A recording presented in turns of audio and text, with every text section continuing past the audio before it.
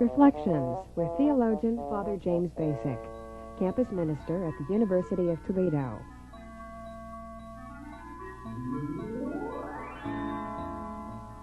I'm sure there's some people in Northwest Ohio who haven't gone to the El Greco exhibit because they don't see any advantage in it or anything good that's going to happen, or when they've gone to other exhibits they haven't really gotten anything out of it, or they're just not in the habit of doing that. That's not part of their lifestyle and so on. Sure. Which is fine. Now, I'm sure the exhibit isn't for everyone, but surely we all need the beauty in our lives. Sure. And the problem, as I was trying to get at, was that there's often no immediate practical payoff to that. I mean, we don't have more money in our pocket as a result of hearing good music. Sure. But I think that the payoff is in terms of the spirit and maybe long term.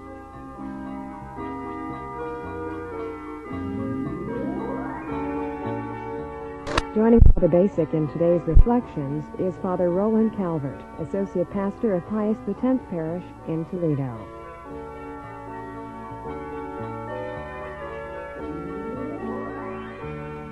Today's Reflections focuses on the topic of El Greco and the spiritual life. Here's Father Bacik. Roland, I think of you as a man who enjoys the finer things of life, good music, especially Mozart, and good art, and person who likes to go around to visit art museums, has done that a lot in your life, and person who I know really enjoyed the El Greco exhibition here in Toledo. So thought we might talk a bit about that particular exhibit. Yeah, I think of all the art exhibitions I've ever seen, at least of individual artists, this one, along with the Picasso exhibition, are the two that I remember most vividly. As I mentioned in an earlier program, the fact that they're both Spanish in the case of Picasso and adopted Spanish in the case of El Greco is fascinating. I can't think of other artists and other related arts that are comparable to them. Maybe Cervantes in literature, but in music there's no giant who would equal Picasso or would equal El Greco. So it's You mean from Spain? From Spain, Yeah, Spanish, yeah. I find that interesting as to why that is. I think it's accurate, but it's a wonderful exhibition. It was a celebration to go through it of life and all that's beautiful. Yes, it is worthwhile. Now, your phrase that all that's beautiful, perhaps that's something that we need to make sure stays alive in our culture, the sense of beauty. Mm-hmm. We listen to so much noise Yes. and cacophony and see so many ugly things Sure. and see so many things repeated and things that are just so commonplace. Sure. And perhaps we need the beauty in our lives. Well, in the treatise on the love of God, which is probably the masterpiece of St. Francis of Sales, the contemporary of El Greco, I reread part of that the other day. He is the patron of my religious congregation. I have read it in the past. I was struck again by the beginning, that he starts out this long treatise, this very profound piece of writing, talking about beauty, and that we really need to be aware of, first of all, God's beauty, and then how that's manifested in our own lives and in the world around us.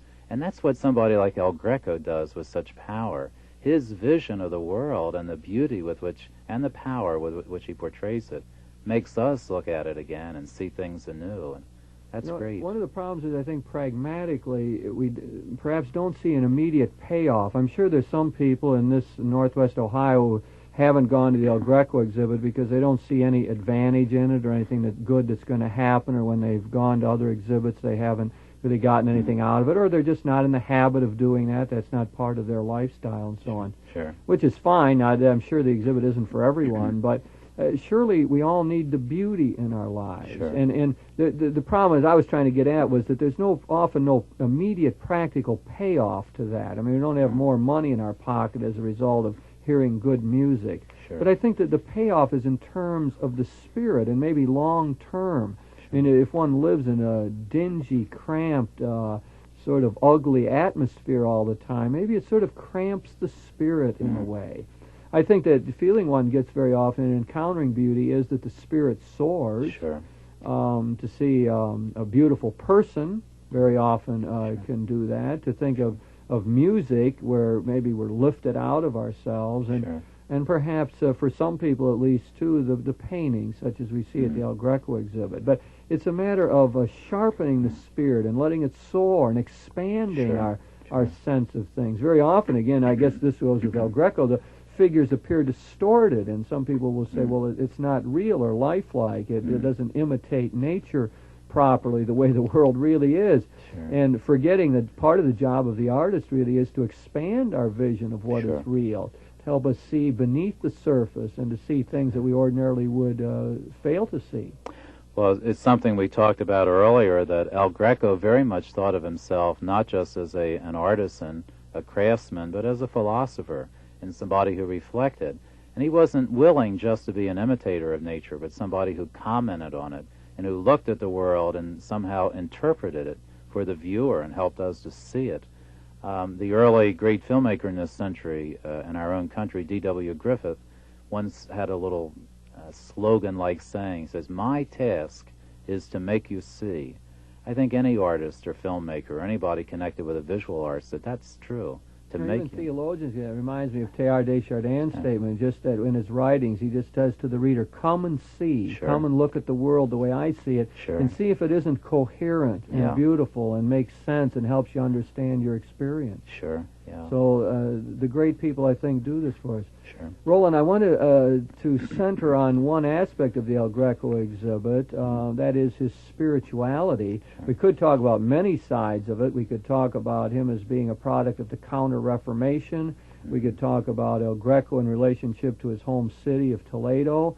We could look at it from many different aspects, from the more particularly artistic side of the way he incorporated the Renaissance themes of Titian and Michelangelo and so on. But I would like to talk about his spirituality. And I think one of the things in reading about it, and especially when you look at the contemporary commentators on El Greco, is their great insistence that he was not a mystic. That he really did not have one of those mystical type experiences in his own life, that all of the references to the work of Teresa of Avila and John of the Cross as finding parallels in El Greco's artwork are really fanciful. In other words, they say many of the commentators who saw Teresa of Avila in John of the Cross's artwork were just sort of making it up and seeing things there. And that El Greco really was much more at home with the religious doctrinal orthodoxy of his time, and not so much with the mystical current that was present in Spain at that time, that's for sure. You've got to remember that Teresa of Avila came before El Greco. She died, I think, in the early 1580s.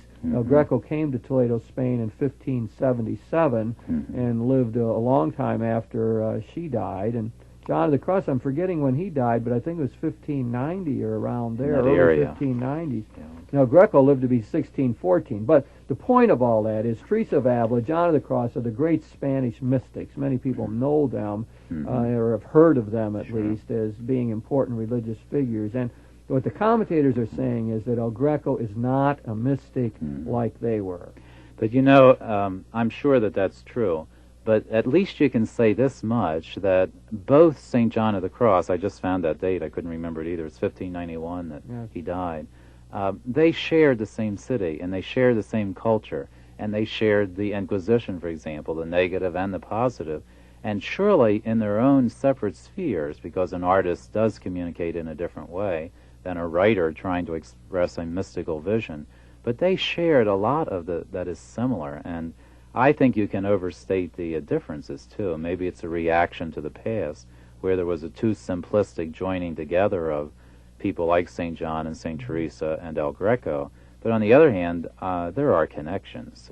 You know, I asked the priest who came along with the exhibit, who is the director of the Prado Museum, at a press conference that opened up the whole exhibit, which was a magnificent affair, by the way, and well orchestrated by Roger Mandel, and just a wonderful chance to see the exhibit and so on. And I asked in that press conference the priest about this question of this disassociation, which is made very strongly in the printed material that's given out in relationship to the exhibit, the large book that goes with the exhibit, about this connection. And after translations and so on, he came back with the answer, well, El Greco is not a mystic, but the climate was mystical, or there was a climate of mysticism Sure. at the time that he would have partaken in. And I think that is probably a good sort of summary way of Sure. looking at it, that there was sort of a mystical quality in the air. You know, Roland, as I'm using this word, I realize many people don't have any idea what that means to Yes. talk about a mystical experience. I think I have to explain that the mystic is not one who sees visions necessarily, or talks to the Blessed Virgin, or sees Jesus directly or anything, but that mystics are people who have a sense of the unity of the world in a sharp, strong experience where everything is one. They understand how all people and things, nature, the environment, and the great God are so closely joined together. Mm-hmm. This experience is usually ineffable, that is unspeakable. They can't really talk about it, and yet the ones that we know did get around to talking about it and telling us something about. The experience doesn't last long in terms of the actual experience, but the effects are long-lasting. In other words, the true mystical experience is never forgotten. People run on that energy the rest of their lives and interpret their world based on those insights for all their days. But they use the word vision, notice, which would refer to the to sight, and exactly the same kind of thing that the artist deals with. And I know there are differences. You don't want to oversimplify. But in some way, the mystic is trying to portray the beauty that they see in God and communicate that to others, just as the artist tries to give some sense of unity and design and coherence, in El Greco's case, to a religious vision also. Now, I have no doubt that he wasn't a mystic, this man who lived with his mistress, never married her, this man who had a huge orchestra that accompanied his dinners while he lived in a rather lavish palace, this man who was in lawsuits all the time, worrying about money and getting paid high prices for his painting. He was a very down-to-earth, apparently vehement kind of personality. And interested in success. Very much. And so surely he was not a mystic. I mean, I wouldn't argue that for a minute, but he shares a lot with the mystics.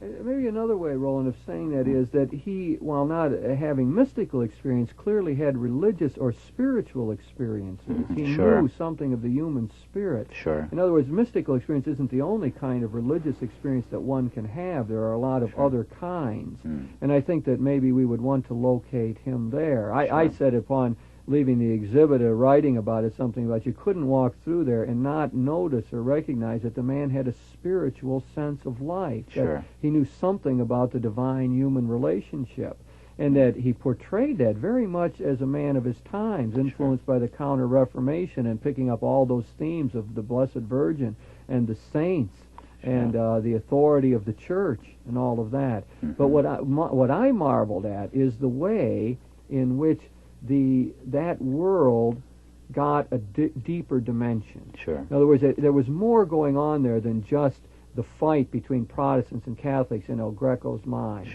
There was this deeper, mysterious sense of what that was supposed to be all about. You know, in the best of religious understandings, we always say that the symbols are supposed to point to the deeper realities. They're not ends in themselves. Sacraments are not ends in themselves. Saints are not ends in themselves. Liturgy isn't. But they are all supposed, the Bible isn't, they're supposed to point to deeper realities, the mystery that we like to call God. And somehow, when I looked at El Greco, at least, with the eyes of a theologian, that appeared to me. The spiritual dimension was there. The mystery side of it had not eluded him. Well, I think what the mystics try to convey is that God is absolute, unalloyed beauty. And what El Greco was smitten by, as any artist is beauty. And when he tries to convey in his paintings beauty, in some way that communicates God. His creativity and God's creativity touch. And it's difficult to put into language, but I feel it and I see it. You know, I know that there is some kind of connection. If we begin to explore that more deeply, Roland, one of the things that I notice is that El Greco's world is very classical in my terminology. That is, it really is a two-decker world, or at least appears that way to begin with. I mean, you look at the paintings. What happens is, of course, is the divine element is up. Heaven is in the top part of the painting. Up in the top part of the painting is where you see angels, where you see this sort of ethereal light, where you see the cloud formations that remind you somehow of the mystery dimension of life. That's where the life of heaven is lived, is up. Down below in the paintings is the real earth. That's where you find the rocks and the skulls and the hard earth and so on. And that's also, incidentally, where you find the cities. The often I call them the brooding cities, especially of Toledo, pictured below the storm in its great painting. Well, what I'm saying is that when you first look at El Greco's world, you got a two-decker world. God, divine, supernatural, grace is all on the top, sort of sitting there above the natural world, the kind of world that you and I walk around in, of dirty cities and having to deal with death and sickness and sin and so on. There's even at times in some of those paintings a funnel connecting the two worlds. In some of the Annunciation, I mean, it's literally a shape that looks like a funnel channeling up toward heaven, and maybe the message coming down to Mary of the Annunciation, or one of the great paintings, maybe his masterpiece, which is still in Toledo and not in the exhibition, of the burial of the Count of Orgaz. You have that wonderfully portrayed of the man being laid in the grave, and literally this funnel that goes up the top half of the painting is this marvelous view of heaven, and this little baby that's being carried, the soul of the dead count, as it's being ushered into eternal glory. And the figures down below, you know, they're almost blasé. You know, one of the priests, I think, is pointing his hand toward the vision above, but everybody else seems to, this is what life's about. It's no big surprise. The image that you picked up from that famous painting of the Count, burial of the Count, it reminds me of a picture, I think, that came across to many people about what heaven would be like, precisely that some small package inside of oneself would be raised up, sort of take wings and go to this other world that we call heaven. It's very much of that classical sense of what religion is all about. And when we're talking about 16th, 17th century Spain in this regard, we're really not talking about a world that's foreign to people today. Many people living today, over 30 years old, in the Catholic world for sure, and maybe in the Protestant world as well, know this two-decker world. They know that image of what heaven would be all about, and this funnel effect that you're talking about, where God's grace is almost funneled down to us.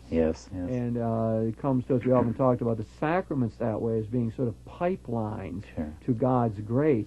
So that world is very familiar to us. Just as the whole Counter-Reformation world is familiar, because many of us lived with it all the way up into the Second Vatican Council, and unfortunately some people are still living with that defensive, argumentative world where Catholics and Protestants didn't get along. So when you walk into the exhibit and see this metaphor of height played out, to attack it another way, that God is above, you look upward for God. For many people that will look very familiar and ring bells in their own psyche or spiritual outlook. There is an Annunciation in the regular collection of the Toledo Museum, which they have not put in the exhibition. It's still, you can go see it without paying anything, and it's there all the time. And it doesn't have the top half. He conveys the extraordinary moment simply through the figure of Gabriel. And one of the touches, I've always loved the Annunciation for its color and its dynamism. And as you look at Mary kneeling at the prie-dieu in this large blue dress that she has on, at her feet is a sewing basket. And you get this feeling of a woman who is going through the most extraordinary moment in all of human history. We talked about time and eternity touching, and that is surely an intersection, the moment of the Annunciation. And you have a feeling after that extraordinary moment that she may go back to sewing afterwards, that she does the ordinary things with extraordinary power, and the extraordinary moments almost become ordinary. That is a marvelous touch, the sewing basket. And it's not untypical in a way. I mean, you see these other pictures of saints wrapped in ecstasy, and there will be a skull there, not so much the ordinary thing, but the mundane thing, the earthly reminder of mortality and so on. Well, the earth seems to float away, even in the bodies, that manneristic technique. If you try to identify the anatomy of the body beneath Mary's gown, I think it would be impossible. I mean, the thighs and the legs, they don't connect. Sister Jane Catherine was telling me, she was in the discussion we had of the Reflections article I had written on the El Greco exhibit, and she was saying she used to have her students go down there and look at that Annunciation and try to tell her how her legs could be Yes. fit underneath the gown. It's true. And her big point was then the students wouldn't be able to do it. They didn't fit right. The anatomy was wrong. Sure. And then she would end up saying, but it doesn't make any difference Sure. because the spiritual message is there. In Sure. fact, it may well enhance the spiritual message, and El Greco has done that for a reason. Well, you can get a valuable art history lesson very easily in that grand gallery of the Toledo Museum by looking at the Annunciation, moving down just a short distance to two paintings at the end of the gallery by Luca Signorelli. I think they're just the end parts of a larger work, which was the Baptism of Christ. That was painted about a century before the Annunciation. It would be the Renaissance period. And Signorelli gives you the nearly naked figures in that with great anatomical detail. He is interested in a very real portrayal of the human beings that are involved. And it's obviously a period with a much different mentality, the Renaissance, an anthropocentric, man-centered, somewhat sexist word, but I don't know what else. But the emphasis on human beings. And then by the time of El Greco, the theocentric emphasis. It's the next world that counts, not this world. I think that what I find interesting about his paintings is the interaction between those two worlds. That Yes. very much the divine world penetrates the human. Yes. That light that is up above really is suffusing the creatures down below. The clouds are framing them. Mm-hmm. Some way their faces say that God isn't just above them, but inhabits their very world, their very heart. And so you see St. Dominic there wrapped in prayer with the crucifix, but your sense is that he's able to pray like that, not necessarily looking up in this case, but very much, I think, inward, very much in touch with what is going on inside of him. Sure. Look at the painting of John the Baptist, and I say he's the ascetic figure, but that whole asceticism makes sense because the Lamb of God is painted right down there by his feet, that the Lamb of God is present, that is, Jesus Christ is the one who makes the Baptist asceticism make sense. Sure. You see St. Francis cradling the skull, and I think that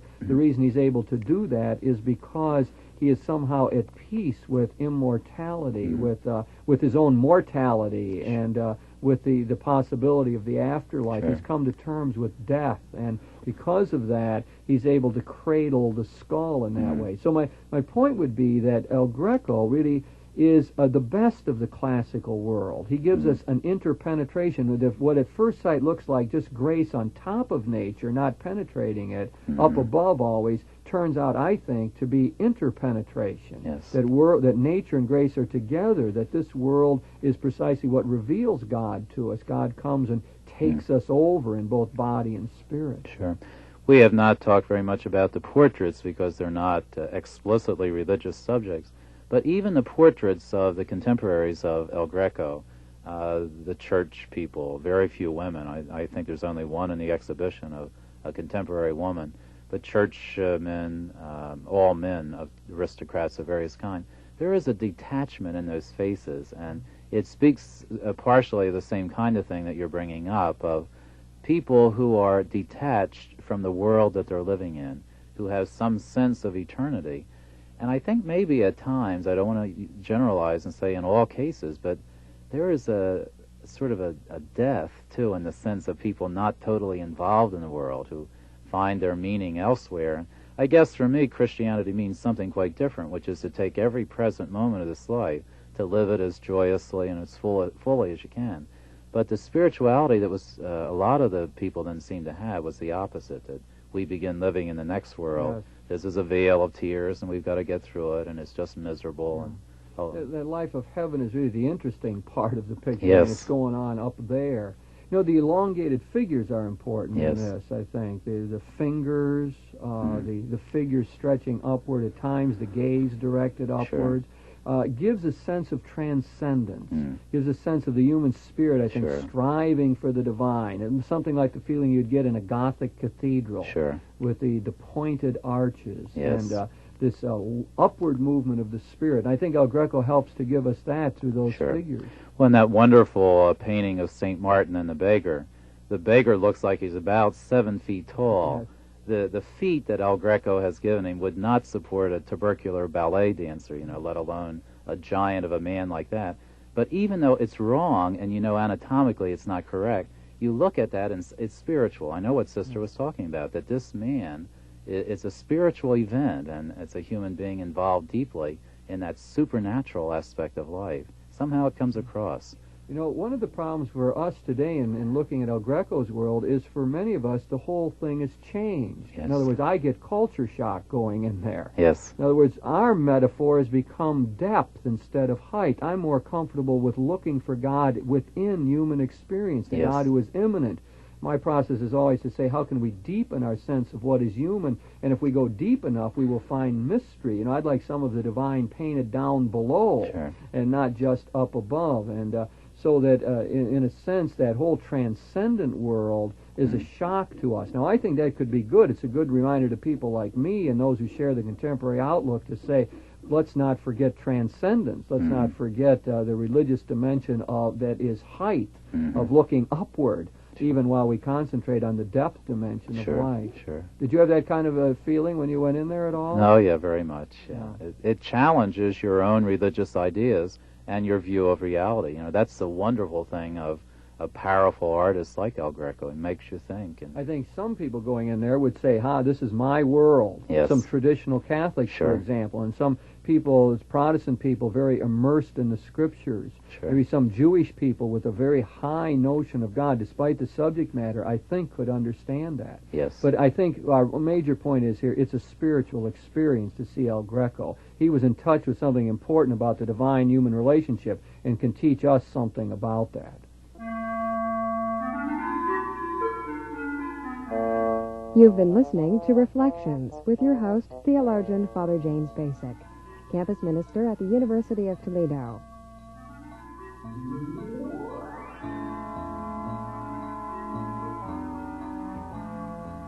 Joining Father Bacik in this discussion was Father Roland Calvert, Associate Pastor of Pius X Parish in Toledo. The topic of this week's Reflections was El Greco and the Spiritual Life. If you have any questions about today's program or any ideas for topics you'd like to hear discussed, please write to Reflections in care of WLQR, Toledo, Ohio, 43623.